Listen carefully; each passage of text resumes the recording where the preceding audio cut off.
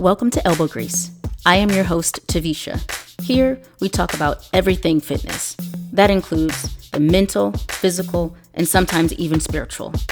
Nothing is off topic. Thank you for joining me again on the 6th episode of Elbowgrease. Today, we are going to talk about nutrition and that one size does not fit all. To help me do that today, I have a special guest. Her name is Stephanie Skeba. I am in love with this woman.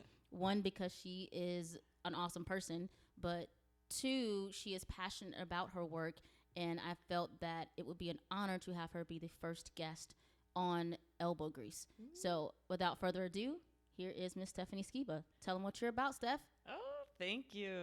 Yeah, I am a registered dietitian. I've been a dietitian for 9 years. I'm also a certified personal trainer. My background is went to Purdue University and majored in dietetics. And a registered dietitian has had a 4-year undergrad, bachelor's of science, then a 5th-year internship. Then after that, passing board tests, completing licensing in each state. So we're really, us and doctors are really the ones legal to prescribe diets, prescribe supplements, and recommend in grams of protein, fat, and carbs. So that makes you the perfect person for this podcast, basically, is what she's saying. When I first got into fitness, I didn't really know what the difference between being a dietitian and a nutritionist meant, or was, or whatever. So can you kind of break it down and tell me what the difference, or tell the listeners what the difference between a dietitian and a nutritionist is? Yeah, so I wouldn't either unless I was in the field. But like I said, the dietitian has had the 4 years and then completing the internship and passing the board test. So I believe a nutritionist has only had a couple classes or a couple hours worth of nutrition. So they really, you just have to be careful. They're not the gurus in nutrition. And like I said, not legal. As far as a doctor and dietitians are the only ones legal to prescribe diets and grams and protein. So it gets kind of fuzzy with personal trainers, since I am a personal trainer as well too, not recommending diets, specific diets and grams of protein and things like that, but just general recommendations they are legal to do. Okay, so basically what she's saying, y'all, is that she's the shit and badass. So she's a one-stop shop for anything fitness. Basically, she's got you covered, and that's kind of what I'm trying to do here with Elbowgrease, is cover the whole gamut. So that's what we're going to do today, is talk about the mental, physical, and spiritual aspects of nutrition and how we can continue to strive to be the best in those elements as far as our nutrition is concerned. So Steph, let's get right to it. Just from a layman's perspective, what is the basis of nutrition? And what I mean by that is, how do I go about making sure that I'm doing the right things on the very, very basic level? Mm-hmm. Yeah, I really think one size fits one, and your body changes every 7 years. So something might have worked in the past, but now your body has changed and you're a different person, different environment. So adapting to change, being kind to yourself. I always tell my clients that I don't eat perfect, so I would never ask somebody to do something I couldn't. So having that grace on yourself of get back up when you make a mistake, and because it's challenging. And people generally know what to do. Okay, I need to eat vegetables, drink water, but just kind of understanding why they don't do that. So how do I go about determining how many vegetables I need to eat, or where do I get my vegetables? So just tell me, how do I do that? Because what if I don't know? I'm trying, but I'm clueless. Where do I start? Yeah, I think it comes down to 3 things: of the quality of your food, the quantity of your food, and then the timing. So quality is where I would start, number 1, of can you grow this, hunt this, can you pick it, could you milk it? So if you were lost in the jungle, lost in the woods, farming, anything that you could grow or hunt is a great way to start. So I can't grow a pretzel, like there's not like a Pop-Tart bush. So moving towards whole foods. And so, yeah, if you can grow it in your garden, broccoli, great. If you can grow a sweet potato in your garden, great, then consume it. So I would just start there of, can you grow it, hunt it, and pick it? So basically what I like to say is, if it didn't have a parent or you can't grow it from the ground, I don't want to say don't eat it, but you probably shouldn't have those things if doesn't fit into one of those 2 categories on a regular basis. Would that be okay to say? Right, because our bodies can't make 40 different nutrients, so we have to get them from the earth and from animals as well. 40 different nutrients. What's that about? So I can't make my own vitamin C. I can't make my own vitamin A, so I have to get those from foods and from animals. Good point. So if I'm not able to make those, how do I get them, and like what happens if I don't get them? Well, if you don't get them, deficiencies can occur in many different side effects. So if you I haven't eaten any fruits in a year, then I have scurvy, and all of a sudden I'm losing my teeth and getting bruised and don't scare the people. Don't scare the people, Steph. It's very hard to nowadays because everything's very fortified. But just like kind of looking at your plate, of half of your plate should be vegetables, something green, color. A quarter of your plate should be protein, so that's anything I can hunt or fish, and then a quarter should be some sort of fat. And this to me is super. One of the best things I've ever learned is having the carbs with your protein, with your fat, the vegetables, protein, and fat, so that your blood sugars are stable and you don't get hungry, you don't have cravings, and your mood, energy is stable. So is that kind of like the my food plate that the government tells us, or is that? No, yes. The government, they don't really care about your nutrition. So when they made that food pyramid back in the 90s, it was, they actually asked dietitians. The dietitian said, hey, at the bottom of the pyramid should be vegetables because you cannot overeat vegetables.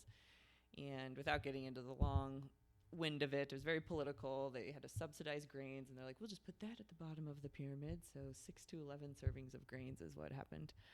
So no, not the government pyramid. I just kind of use my own of half my plate is something colorful, greens. And then the meat I can hunt or fish. So not a hot dog, not a chicken nugget, something I could literally hunt or fish. Hold on. So you're going to tell me half my plate needs to be greens?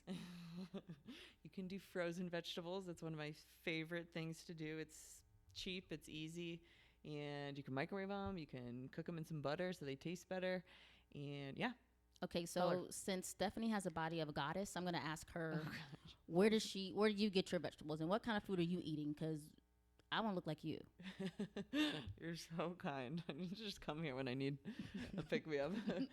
I just do frozen vegetables. So it's just me and my husband, and I hear that a lot of, it's so hard to cook for 1 or 2 people, or the opposite of, it's very hard to cook for a family of 5, or I can't afford it. So that's why I like to do frozen vegetables, because it's cheap, it's easy, and they pick them right away and deep freeze them. So actually the nutrients are still there, probably even more so than being picked early when they haven't really matured and become very viable in nutrients. So I just do frozen vegetables, and then they don't spoil, and I cook them in fat. So I cook them in butter, I cook them in olive oil or coconut oil.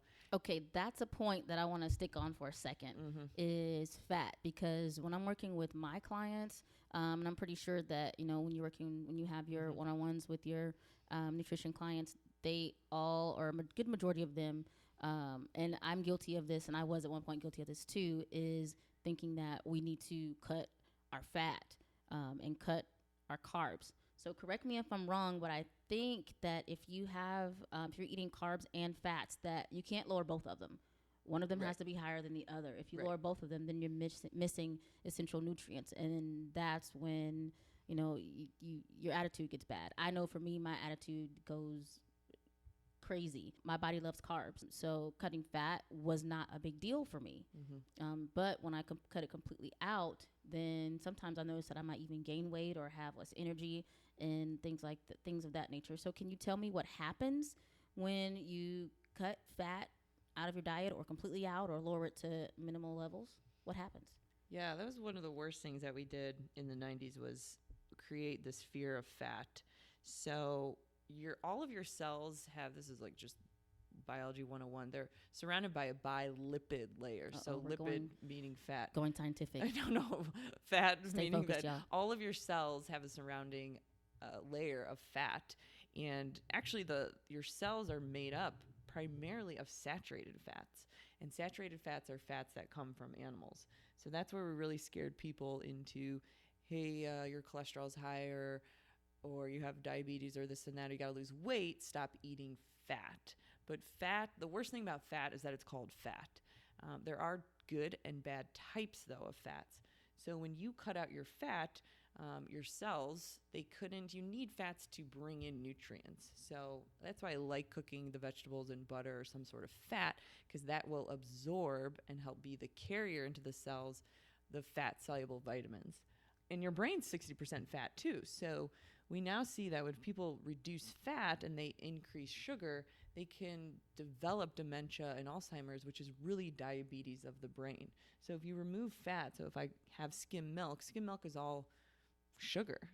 Fat and sugar are completely different. So when you take out fat, you're just going to increase your amount of sugar in products, or like you saw, you didn't feel well, you weren't losing weight because your body wasn't balanced, and you were probably really hungry because fat is so satiating that you started to eat more carbs unknowingly. What I'm hearing you say is that we need to have balance, and that's kind of what I have been trying to impart on my listeners and myself, because it is a constant struggle to make sure that we have balance.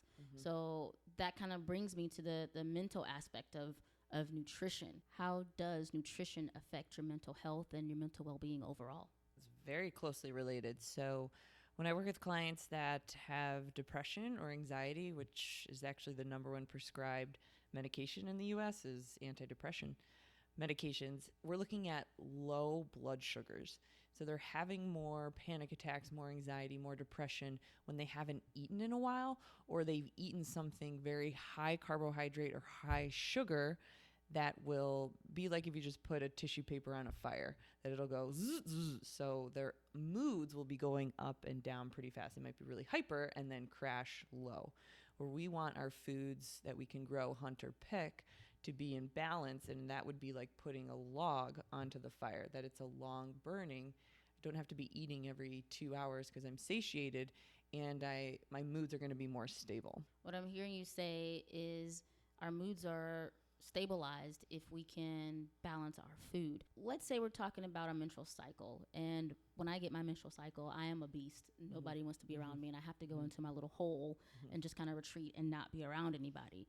And at 34, I'm still struggling on how to not snap. So I have two options when I'm on my period. I'm either going to snap, or I'm either just going to be super quiet and just isolate myself. So for someone like me or anyone else who has difficulties, with the hormonal balance during the period, do you have any ideas on what you could eat or drink to help kind of balance your mood? Well, cholesterol makes all of your hormones. Cholesterol makes all of your hormones. I just want to repeat that because, again, when people go to a doctor and they see that they have high cholesterol, that doesn't necessarily mean that there is anything wrong. Your body makes its own 70% of its own cholesterol, but eating cholesterol will make hormones. So it'll make estrogen, it'll make progesterone, it'll make testosterone. So is that something we want to eat more of, or less making of? Sure that you always have fat every time you eat. That kind of goes back to what we just talked about a few minutes ago in lowering our fats. So if you're on a diet or on your period and you're lowering your fats, that probably means you're not getting cholesterol either. So now you got a double whammy, right? Right. Okay. And when women go through menopause, their cholesterol numbers will go up. And that's a good thing because their body's trying to make more progesterone. Well, then why are they having all these mood swings? And if we're going, how does that, okay. Well, it goes back to the blood sugar. So every time you eat sugar, it will increase your blood sugars. So if I have a high sugar food, and most people know that sugar is candy and cookies, but a lot of people don't know that sugar is bagels and cereal and bread and pasta. So they think, I'm not eating a lot of sugar, but all carbohydrates break down into sugar. And as women, unfortunately, when we age, we do become more sensitive to carbohydrates. Okay, so let's go back. I think that's a very important piece. So can you repeat that, please? Yes. Every 4 grams of carbohydrates turns into a teaspoon of sugar. A teaspoon? In your bloodstream. That's like what you feed your baby. Yeah, so if you look at a bagel and you turn the bagel around, you look at the nutrition facts label, it says total carbs is 57 grams. And you divide that by 4, that bagel will turn into 14 teaspoons of sugar. So that's a great way just to look at your products of, okay, like popcorn and bagels and pasta, and you take those grams of carbs, because again, all carbs break down into sugar, divide it by 4, and you can visually see what that is turning into in your bloodstream. So I your think- body doesn't know the difference between a bagel and a donut. It doesn't know pasta versus a piece of candy. It all breaks down into sugar. I think that is a key piece right there, is that being able to see it, because we are a people where it's out of sight, out of mind. Oh, well, yeah, this bagel or this donut has this X amount of sugar in it, but it tastes good. So that's not necessarily the first thing you think about when you are trying to be aware of what you're consuming. So mentally, what do you think we can do to, without getting into like specifics of numbers and all that, like someone who is just on the go, has a job, you know, they work, you know, long hours, they maybe have a kid or two, and a dog, and a spouse to take care of. So how do we mentally get prepared to take care of our nutrition when we have all these other things going on, and knowing that we have to get a certain amount of carbs, of fat, and protein? That seems like a lot. So on a very basic level, what is it that we can do to just get started mentally? One of the greatest things I've heard, I forget who it's from, so I'm sorry I can't cite it, but said that you didn't learn the thing until your behavior changed. You didn't learn the thing until your behavior changed. So again, most people know, okay, I need to drink water or eat more vegetables or not go to fast food when I'm hungry at dinner. But until you actually do that, you haven't learned it. But to get there, I think, just setting yourself up for success of your environment. So having foods in your house that you could grow, hunt, or pick, making sure that you're eating every 3 to 4 hours the carb, protein, and fat. And carb, we want to think of color. So that's fruits or vegetables or sweet potatoes, proteins and fats. Because then if you're eating every 3 to 4 hours, and I've seen this time and time again with my clients, they have less cravings.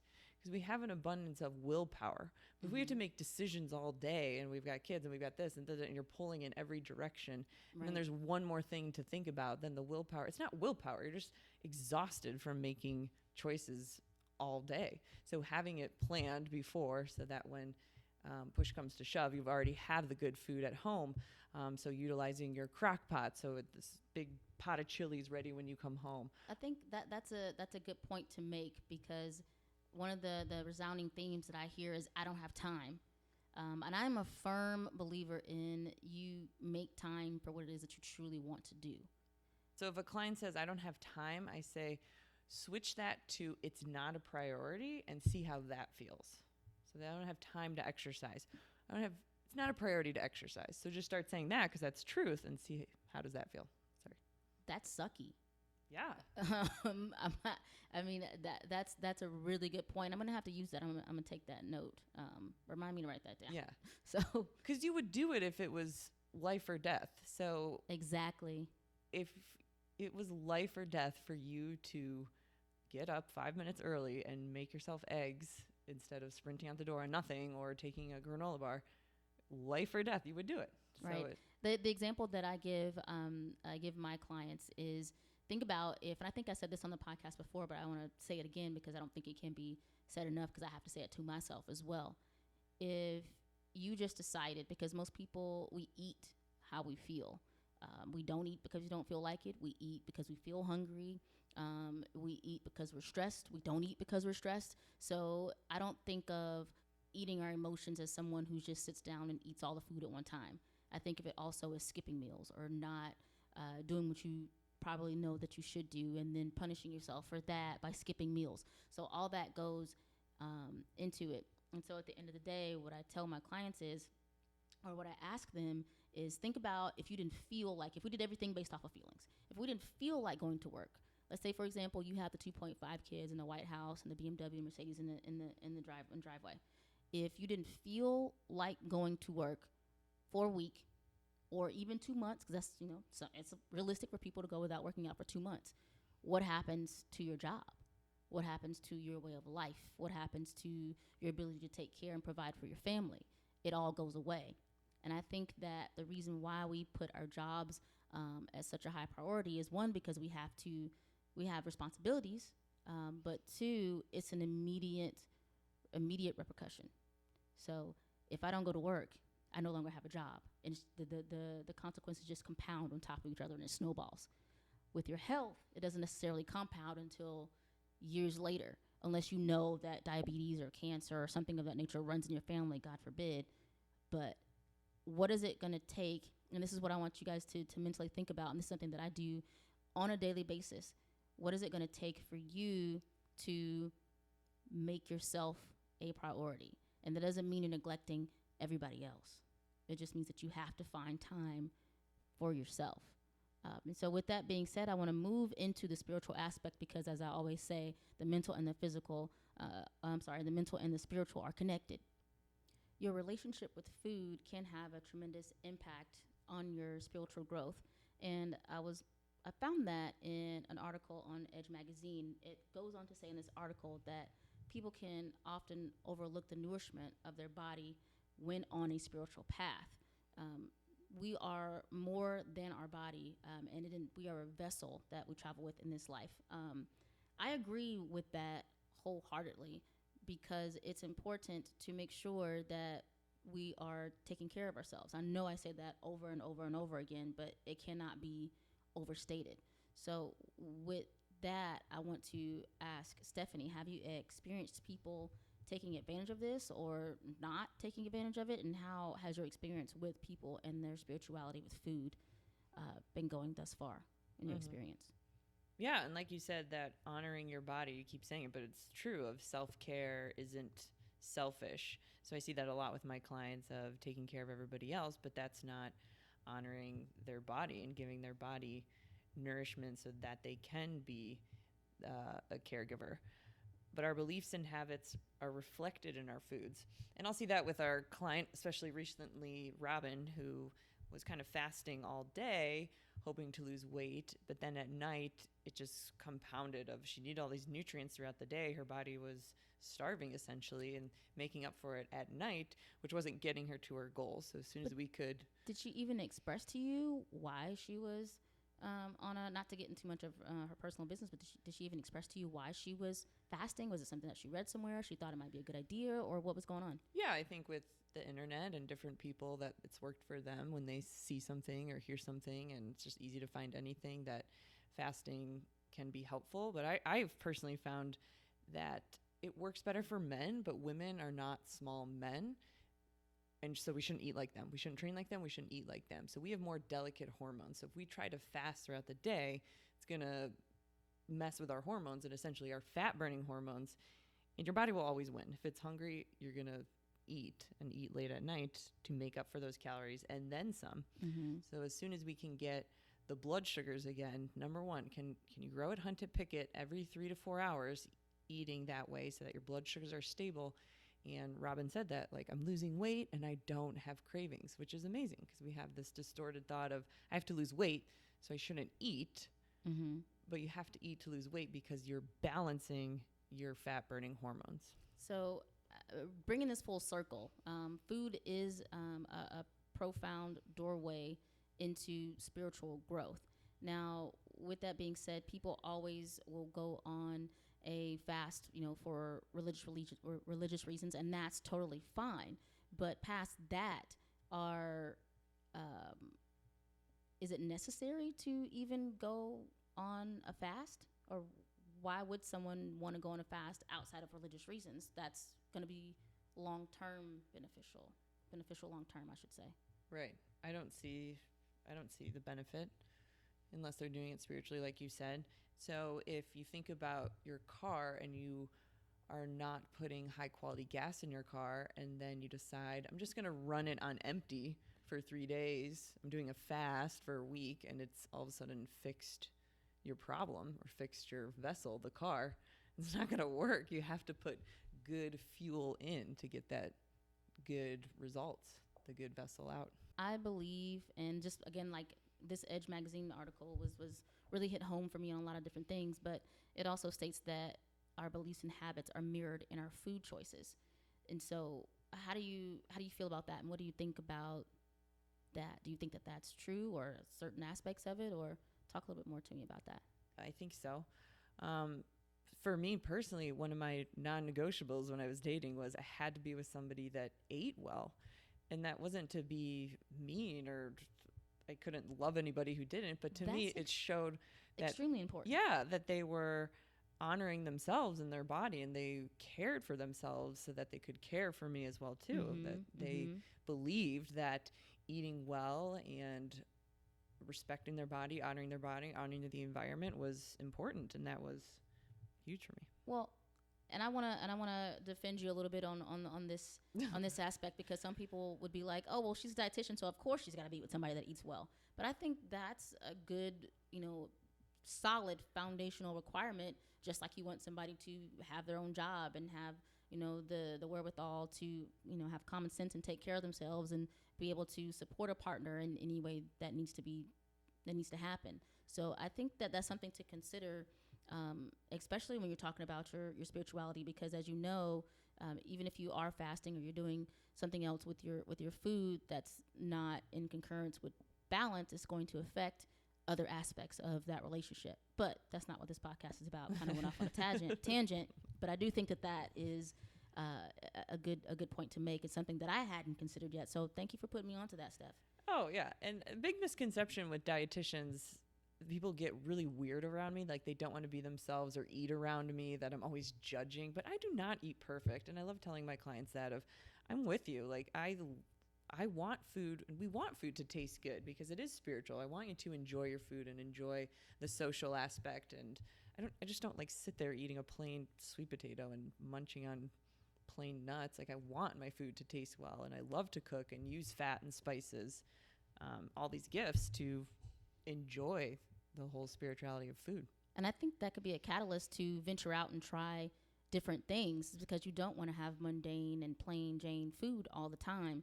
Once you get into really focusing on your nutrition and what works for you, you want to have some variety in your food. So that's going to hopefully, implore you to look up and research different things. So that brings me to my question about you, Steph, in general. Like, what would be some of the reasons that someone would hire a dietitian or seek out a dietitian? Yeah, I just read in Mel Robbins' book she's studying the brain, and people only change. They only change if they're paid to. So like you were talking about going to your job, you have repercussions if you don't show up for your job. If they're paid to, if they have a deep why or someone's pushing them. So yes, I'm the coach, and that means that I see better in you and I want to push you to that limit. So someone would hire me just for the accountability and also the push, as well as figuring out what works for their body. So if you sit down with me, or I do consultations over the phone, I ask you a lot of questions, and a lot of weird questions to what does your body need? So if you've got this and that symptom, maybe you don't need dairy. You've got this and this symptom, maybe you need more carbs or less protein or this. So like we said, one size fits one. So it's helpful to have my years of experience and any dietitian to have that knowledge of, let's try this for a while. And all feedback is good. So they go and they try, and then they report back. So if you didn't lose weight, okay, well, now we have more data on why that didn't happen so that we can figure it out for the rest of your life. And I want to point out that when you have a dietitian, is to figure out how your body works. And just like the title of this episode states, one size does not fit all. Your dietitian is there, just like your doctor is there, to put the, so to speak, prescribed medications together to get you to where you want to be physically. And hopefully with the addition of this podcast, you can do it mentally and spiritually as well. So with all that being said, Steph, ideally, what do you hope to accomplish as a dietitian? Just talking about you a little bit, what do you hope to accomplish as a dietitian, and what are your future plans in that realm, in that world? Yeah, I just want to help serve as many people as I can. I love helping people and encouraging them and being that soundboard on their journey. So I just want to be the best dietitian and coach that I can. So now that you have all the knowledge about food, what is one thing that you wish you knew when you first started paying attention to your food that you didn't know, that would have saved you a shit ton of time and mishaps and mistakes? Oh my gosh. Yeah, so much. I would say, and going back to why would someone hire a dietitian, it's not just for weight loss. So in high school, I wish I knew what I knew now so I could perform better and be a better soccer player, as well as nourishing for my skin because I had horrible acne. So you can hire a dietitian not just for weight loss, but for performance, for skin health, for sleep. It's probably number one thing that people come see me for is sleep. So balancing your blood sugars throughout and then nourishing foods at night to help you sleep, as well as getting off medications or reducing hot flashes. The possibilities are endless. But yeah, I wish I knew what I knew about sugar. If you see Steph in person, you would swear that she's not human because she has like, you know, not literally zero body fat, but it looks like it. So I'm trying to make her human to everybody because I'm suspect if she's human or not because she literally is body goals for me. And if you follow me on Instagram or Snapchat, then you've seen her on it before. Her shoulders are amazing. So with that being said, Steph. Vish, I feel the same way. You're just my cute little nugget. I want to put you in your pocket. So thank you. But we need each other. We need each other to encourage. Right. But I mean, thank you. To make you seem, you know, a little bit more human because you do have like this badass body. No joke. What is your secret? Like, what is the one thing, the one takeaway that if I wanted to, if I walked up on you on the street today, didn't know you from Joe, what would you tell me is the one thing that you absolutely do not skip, you absolutely must do on an everyday basis if you want to change the body composition of your body, if you want to be better mentally, physically, and spiritually? What is it? Balancing my blood sugars. So I always eat a carb with a protein with a fat. I will not just eat a carb by itself. Carb, protein, fat every 3 to 4 hours because then I'm going to sleep better. I'm not going to wake up in the middle of the night, and it helps with body composition and my mood. Yeah. So I think the resounding theme of this episode is to, 1, balance your blood sugar. 2, make sure you're getting enough fats because that's also going to affect your cholesterol level. And 3, have fun with it because at the end of the day, we slack off on things that we don't necessarily like to do. So you've got to find the joy in this process. And food can be fun. I'm pretty sure you feel that when you have your favorite quote unquote cheat meal or snack. I hate using that term, but you know, for me, it's ice cream. What Mine's is it for deep dish pizza. I'm from Chicago. Oh, deep dish pizza. Gotta go deep I'm dish. lactose intolerant, so. Yeah. I mean, I don't feel great afterwards, but. And I just said ice cream, and I'm lactose intolerant. I know. So but that's the thing, like forgiving your body. Your body is so forgiving. How many times have I eaten terrible things or from looks of it, never. But just knowing that, people think I've messed up, so it's game over. Like, no, you get back on the horse, and your body's very forgiving. I think that what most people don't realize about someone who looks like Steph is that they don't understand what you are going through or that they've never been there. And I say it's the complete opposite, and I can go from my perspective. As a boxer, I have to know my weight all the way down to the ounce. So I'm not sure if you've ever had to know your weight down to the ounce, but that is stressful because you absolutely have to know how much water is in your body, how much more water can you drink, how much does that strawberry weigh, because if it's over 0.5 of an ounce, you can't have it because it's going to make you overweight, and then you lose your fight. And as you all know, like my goal was to go to the Olympics as a boxer. And so for 2 years, I had to stay around 112 pounds. Naturally, you know, if I'm working out 3 times a week and eating, you know, halfway decent, I sit around 125. So on a 5-foot frame, that's a little under a quarter of my body weight that I have to lose to and stay there. So staying there for 2 years, it was stressful as hell.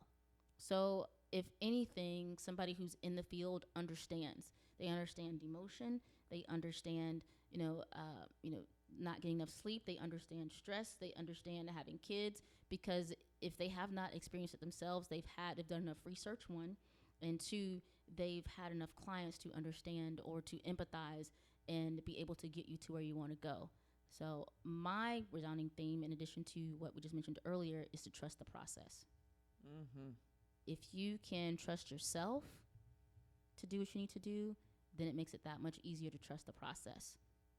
All in all, that's all that I have. So, Steph, do you want to add anything else? Any last parting words of wisdom that you want to give us? hung up on you saying you had to be 112 pounds because I don't even remember the last time I was 112 pounds, maybe in like 4th grade. So to go along with that of all bodies are different as well too. So I weigh 150 pounds, but 12% body fat. So it doesn't matter. See, insane, like I told what y'all. you weigh. Yeah, but I'm just saying, like, you don't have to be 112 pounds. You can be 150 pounds. It doesn't matter, but you, eat to fuel. And don't think that she's like this is one big muscle and it's unattractive. Steph has a gorgeous body. And I do have a huge girl crush on her body. I'm not going to lie. I'm putting it out there. So, Steph, if people want to get in touch with you, where do they go? Where can they find you? Social media. Oh, yeah. I got to start a website. It's happening. January. I promise. I have to do it. Steph Skeba is my Facebook, and Insta I'm a little bit more private at, but Facebook, Steph Skeba, and you can email me, and then we can hook up, and I'll give you my phone number if you want to do any consults. How do you spell Skeba? Skeb as in boy, A. So is it Stephanie or is it just Steph on Facebook? Steph. Okay. Alrighty. That's it for Thanks, our girl. show. Love And as always, the first step can be the toughest, but that's why Elbow Grease exists. I want to encourage you to hit me up via email or social media. The email is elbowgreasepod@gmail.com, and social media is @Taversha. I'll spell that. Yes, it's still ratchet, just like last week. TAV as in Victor, ER, S as in Sam, HA. You can find me on Instagram, Snapchat, Twitter, and Facebook. And then if you want to follow Elbow Grease, it is @elbowgreasepod on Instagram as well as Twitter. Remember, what you're going through, someone else may be going through it as well, and vice versa. So you never know who you can help just by asking a question. I'm your host, Taversha, with Coach Steph, Dietitian Steph, all that jazz, Steph. So I'm always going to keep it short, sweet, and to the point. So that's my time. See y'all next week, y'all.